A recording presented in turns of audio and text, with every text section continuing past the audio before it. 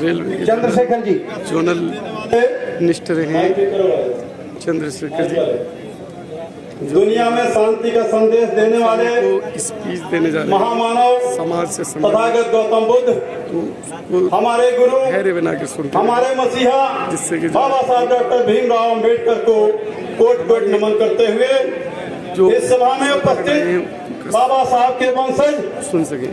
भीमराव जी, इस सभा में उपस्थित पूर्व मंत्री दिल्ली सरकार श्री राजेंद्र पाल जी, भिक्षु संघ उपमंच पर उपस्थित सभी सम्मानीय साथियों, इस कार्यक्रम के राष्ट्रीय संयोजक पूज्य भंते सुमित रत्न थेरा जी, साथियों, आज बहुत महासम्मेलन का कार्यक्रम हमारे गोरखपुर में हो रहा है और ये आप देख रहे हैं बहुत ही विशाल पंडाल लगा हुआ है जिसमें सुबह से हम लोग बैठे हुए हैं। एक तरह से तपस्या कर रहे हैं।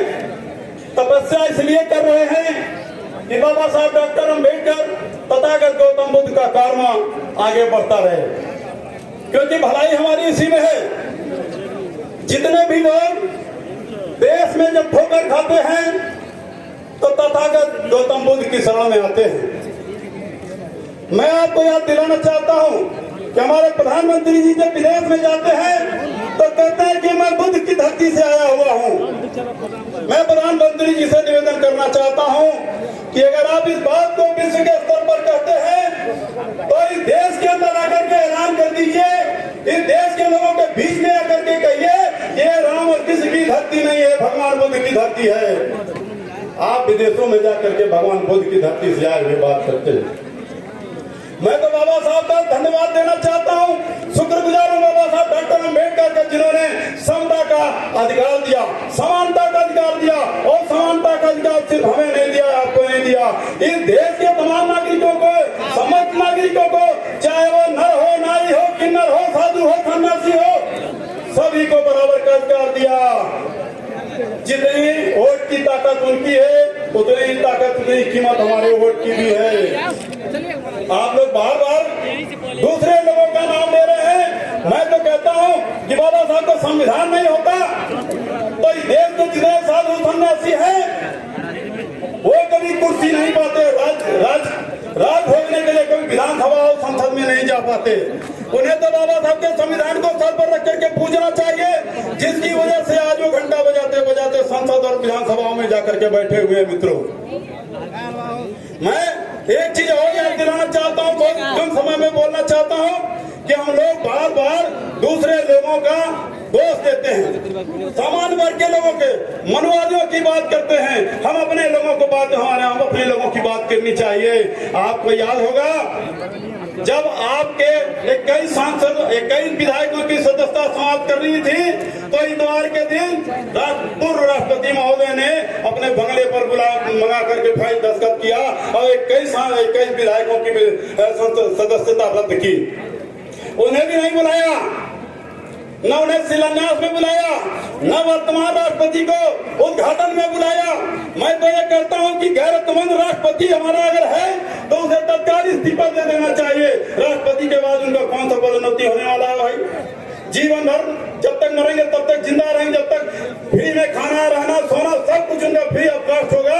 फिर उन्हें किस बात की चिंता है? अगर इस बात की, इस समाज की जरा भी चिंता है तो राष्ट्रपति महोदय को अपने पद से इस्तीफा उसी दिन दे देना चाहिए जिस दिन नए संसद भवन का उद्घाटन हुआ और अनुसूचित जनजाति के एक महिला राष्ट्रपति होने के बावजूद उन्हें शिलान्यास उद्घाटन समारोह में नहीं बुलाया गया।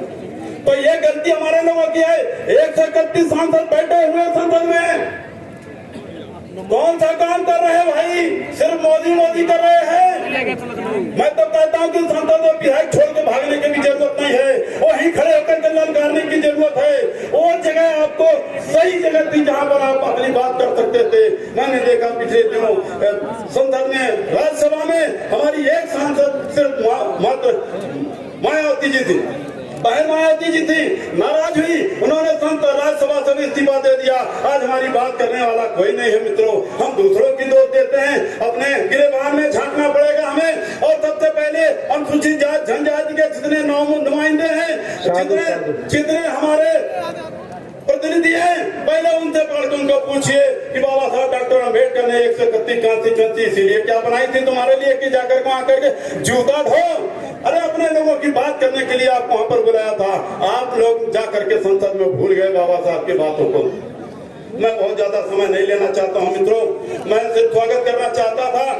समय शुरुआती दौर में मैं चाहता था 2 शब्दों में, इसलिए कि गोरखपुर की धरती पर यह कार्यक्रम हो रहा है। ये धरती ऐसी धरती है, भगवान बुद्ध ने इसी धरती पर बगल में लंबरी के वन में जन्म लिया था। भगवान तथागत गौतम बुद्ध का परिनिर्वाण स्थली कुशीनगर बगल में है। आज महान कबीर संत कबीर दास की जो आज जन्म दिवस है हम मना रहे हैं, वो संत कबीर की समाधि हमारे बगल में 35 किलोमीटर दूर खलीलाबाद में है।